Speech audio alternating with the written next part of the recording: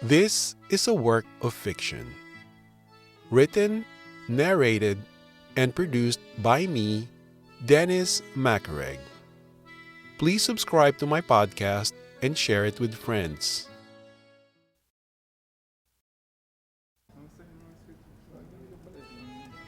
Finally, I arrive at my hotel. Because it's already past noon, there are no guests in the lobby. The front desk person checks me in and asks if I want a room facing the canal or courtyard. I consider what she said. The room with a canal view is nice, but can get noisy with the motorboats and foot traffic. Wanting an uninterrupted sleep, one facing the courtyard is best. Laying on the bed and staring at the cracked white ceiling, suddenly Olivia's image encroaches into my thoughts. I'm kicking myself for climbing up and not being more assertive. Why didn't I ask if we could meet later on? Maybe she didn't mean to brush me off, and the words that tumbled out of her mouth came out without a careful thought. Perhaps when she mentioned that she had to go, it was her way for me to get the message to ask her to get together later on. Now, I'm determined to look for her. If combing through the popular spots and crossing all the footbridges on this island in the next 3 days is what's needed to find her, then I'll do it. Besides, Olivia did mention that she'll be at St. Mark's Square in about 2 hours. But finding her there will be like looking for a needle in a haystack. Maybe by dumb luck, I'll find her among the swirling visitors who have come from all over the world. My eyes close in an effort to not think about it. Through the thin walls, Four Seasons by Vivaldi is playing at the end of the hallway. Exhaustion and sleep take over. The sound of kids laughing in the courtyard wake me. Glancing at my watch, I've been asleep for an hour. After a shower, then dressing in a new shirt and a new pair of jeans, I'm ready to leave my hotel. Meandering along the walkway of the canal, the fresh air blowing from the sea feels good. Looking up, yellow sign is pointing to St. Mark's Square. I'm wishing the same arrow would lead me directly to her. My quest to find her begins. Crossing a footbridge, I scan every face. Maybe she'll magically appear in the corner somewhere, sitting in the middle of a courtyard, waiting for me. She'll ask me where I've been when I approach. But that is not the case. Each person begins to look the same. For the first time since my trip from New York, I've never been in a place so crowded. The crowd numbers in the thousands dazes me, walking this way and that. What are they looking for? Not knowing what to do next, I continue on the path leading to the famous square. Almost immediately, I'm lost. Venice is one of those places where each pathway leads you to another. The buildings are built so insanely close to each other. If not for the canal separating them, probably they'd be joined at the hip. How do the Venetians maintain their sanity and their sense of privacy? Yet, there is intimacy on each turn, bringing out the magic of the city. Turning into an unfamiliar alleyway, I discover a small courtyard. 5 young men and women are gathered around singing an Italian love song. The tall buildings amplify their melodic voices. Understanding the words is irrelevant. The passion in their voices is clear. I close my eyes and daydream to their song. Right away, my life's events, both regrettable and praiseworthy, enter my consciousness. It's strange that after a few minutes of listening to their a cappella, I feel at peace with myself. Some say part of Venice's charm is getting lost, but that is the last thing on my mind.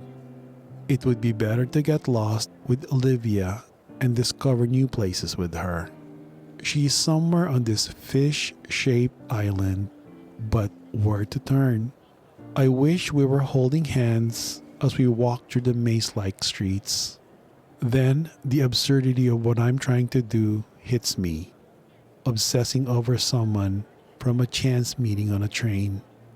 But isn't that the key ingredient when we reminisce about the past? About the one that got away? I pretend that she was just in my dreams while asleep on a train. A figment of my imagination. Olivia does not exist. Balconies jut over the water attached to the 100-year-old buildings. A basket that is lowered down from the upper level to bring letters or packages hangs from a window. Once these buildings were palaces made of stone, but the bricks are now exposed by sections of plaster peeling off and the paints weathered from long lost time. A heavy door with a spy hole opens onto the canal. How many lovers have slipped through it over the years without being detected? I think of those families who once owned these buildings, now empty and neglected by time. Where are they now? Rome, Milan, Naples, in places where there are more job opportunities. Besides, Venice is an expensive city to live in. A private water taxi with important-looking passengers like rock stars in their designer jeans and sunglasses zooms past. Everyone looks as if they're running late for an important event. Supply boats are unloading crates of items from one dock while passenger boats are boarding tourists eager for a tour of the city. From a distance, construction cranes on barges are lifting bricks and concretes for a palazzo being repaired, saving it from being swallowed by the sea. The din of activities circling around me is nonstop. I'm dizzy from it all. Two old men who look like old friends are sitting on a bench talking. I don't understand what they're saying, but it's amusing to listen from a distance. For someone unfamiliar with a country, it could be misconstrued as an argument, but most likely, they're in a heated conversation about a subject they are passionate about. A man standing in front of the store waves at me to check out his items for sale. He flashes a smile and acts as if we were long-lost buddies who have accidentally met in a crowded market. The out-of-town visitors are everywhere. It becomes more difficult to orient myself. Turning down another narrow alley, I discover a small neighborhood. I feel as if I've been invited to someone else's private universe. Shirts and pants are hanging on clotheslines attached to the side of the buildings, swinging in the breeze while they dry in the sun. It gives meaning to airing out your laundry in public, even though they are clean. Though I'm a bit anxious about getting lost, I remind myself that this is a small island and open water will eventually appear.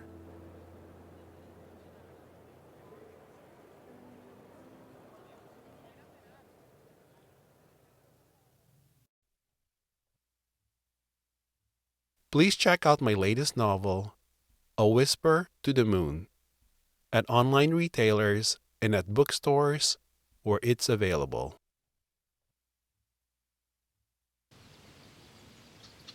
Thank you for listening to the fourth episode of my podcast. So, on this scene, Greg finally arrived at the hotel. The fact that the hotel I stayed was built in the 1700s, that's a long time. I imagined the ghost of this hotel, everything that happened, and the secrets that the walls knew. I was walking through the hallways. I was just thinking about, man, the people who own this place. Of course, this place was probably a residence of some aristocrat back in the days.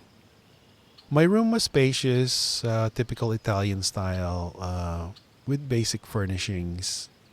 Right away, I had to go sightseeing because I was burning daylight. I arrived in Venice around, I believe it's already around 3 o'clock, and there's no time to sit around.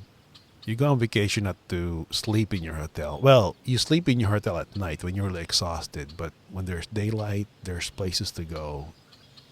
So as soon as I get my stuff settled in my room, I walked out and started exploring the city. One thing about travel is that you have to keep going and seeing places even if you're feeling tired because you never know when you'll be back. I remember crossing lots of footbridges, and the number of people going here and there is just too much for the senses. It's like they're coming from everywhere. We're put in this washing machine and caught in an eddy of swirling water. Everywhere I look, there are tons of people flowing in and out of the alleys. I stood for a brief moment and watched everyone rushing from one corner to another and was just blown away with what they are trying to do. Where are they going? Well, I asked myself, where am I going? When you're walking in Venice, the alleyways are confusing but exciting at the same time. It's one of those places where you kind of really want to get lost. There's a sense of discovery wherever you turn to a corner. Each courtyard has its own little personality, little store here and there, pizzeria or something. There's that feeling of arriving in a different world, per se. That's what makes this place amazing. And as you walk through this uncharted territory, you think of life in general, of the direction it's heading to. That's what happened to me when I was walking around Venice. There's a lot of contemplation that happened, thinking about my life's direction, past, the future, the present moment, having a cup of coffee or a cone of gelato. I'm like that anyway, and I'm sure many people are. We tend to reflect on the past and ponder what the future is going to be. I think that's one of the beauty that travel gives us when we are in that moment. We we tend to see everything in vivid colors per se. I noticed the balconies in Venice that are just so beautiful. They just sticks out and people will be sitting there drinking tea or just having conversation. They're not very common in Southern California. So again, this is something that is so different. Because this place is so compact, the balcony is one of those private areas for residents to enjoy the outdoors. If you're with someone walking around this city, it's really very easy to lose each other, so be very careful. On the scene where there are two men sitting at the table talking as if they're arguing, this happened when I was in Rome. I was sitting at a cafe and I heard a commotion. The drivers got out of their cars and began arguing back and forth to the point of shouting at each other. I thought they were going to punch each other or something.